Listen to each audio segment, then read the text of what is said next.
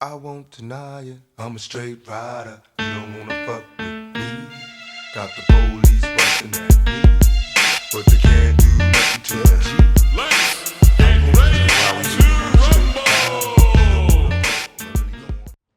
What up, what up, what up? Serial Assassin here, bringing you another commentary. And this is episode 4 in my series of Surviving Stupidity. The gameplay in the background is on my Xbox Live account. I played this last night, and this is a game of Drop Zone. I'm running the Striker and playing on hard hats. Pretty decent game. I think I went 34 and 22, but you know what? The most important part was I got the points.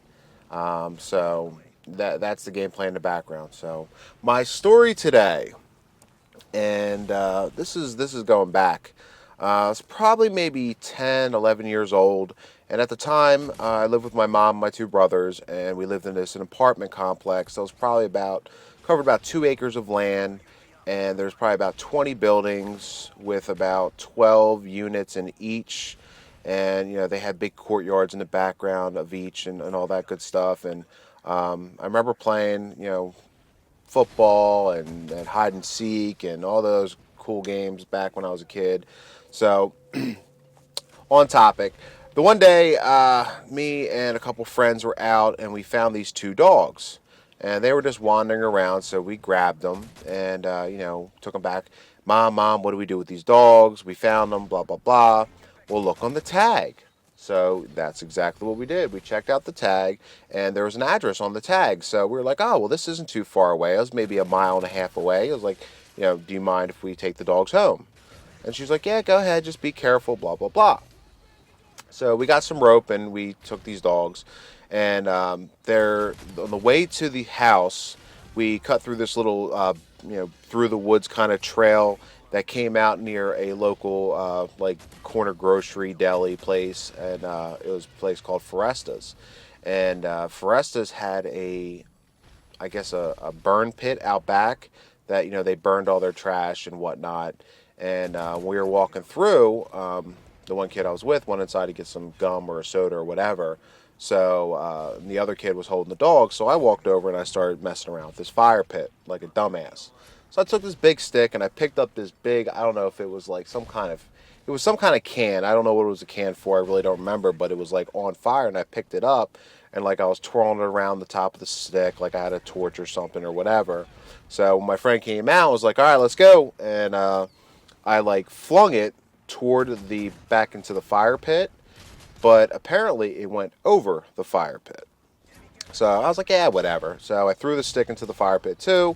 We went, took the dogs back. We each got a $10 reward for the four of us. So that was $40 for returning these two dogs. Pretty awesome. 10, 11 years old. Back then, getting $10 for returning a dog was freaking awesome. So our first thing on our minds was, we're going back to Foresta's and get more junk, get more candy, whatever. So we came back to Foresta's, and it was probably about maybe a half an hour, 40 minutes later, and there was like two fire trucks in Foresta's. There was like 4 or 5 cops, and there was all this commotion and mayhem going on. And it was all because the field that was behind this corner groceries, Foresta's, it was maybe about a half acre of land of just dry grass, really not being used. It was just land, and it was on fire. The whole field was blazing. So, with the apartment complex so close and other houses and businesses and whatnot, the fire trucks were out there doing their job. And it took me a couple minutes. Like, once I got past the whole, holy shit, look at all these cool fire trucks and the fire and all these people. And, woo, check this out. Like, this is awesome. I was like, oh shit, I started that fire.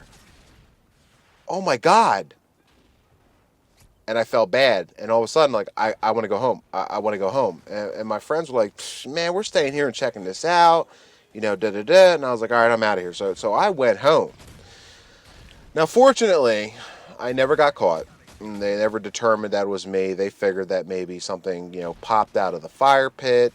The wind took it, blew it into the field. And since it was dry, that's what set the fire on. They determined that the cause of the fire was accidental, no harm, no foul. No houses were damaged. They got it under control fairly quickly. It was just, a big burnt field, when everything was said and done. Business was fine. Nobody got hurt.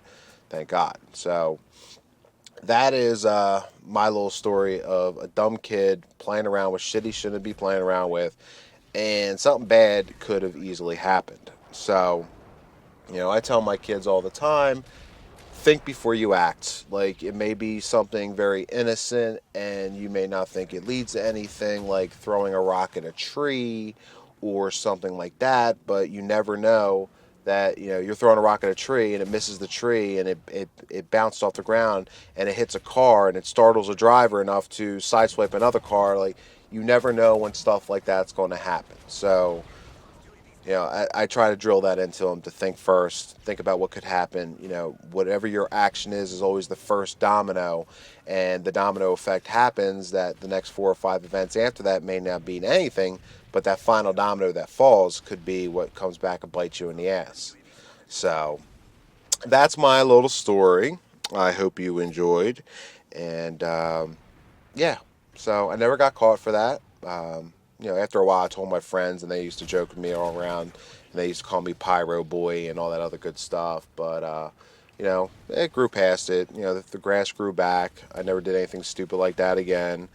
So, but yeah, life went on, and the lesson was learned. And that's the thing about life. The trick of life is making a mistake, being remorseful for making it, or at least learning the lesson in whatever that mistake may be. And, sometimes people look at mistakes and they're like, oh, I could have never even thought of that happening. You're right. So maybe in the future, you should be a little more considerate before you say something or do something that, initially you may think, oh, I don't give a shit, blah, blah, blah. It could come back around and bite you in the ass. And doing, stupid little stuff like, whatever, throwing your bottle out the window, when you're driving around because you're too lazy to keep it for a trash can, like stuff like that. Like, that bottle could break, and, it could be your grandmother driving down the same road an hour later, that piece of glass catches the corner of their tire and pops it, they lose control. It's just, the domino effect is always there. And you never know when it's going to come back and bite you in your ass. And you know what? The other thing is karma's a bitch. You do something bad or something stupid, and sooner or later, it's going to come back around, bite you in the ass one way or another. So, that's it. I'm done. I'm getting off my little high horse here, and I'm going to end this up. So, thank you all again for listening. If you are still listening, maybe I deserve a like. If you're new here, thanks for listening through. Hopefully, you'll give me a like and maybe even hit that sub button. So on the screen are a couple other videos that I've made in the past. Feel free to click on either of them and enjoy as well. And that's it. Thanks again. Talk to y'all later. Peace.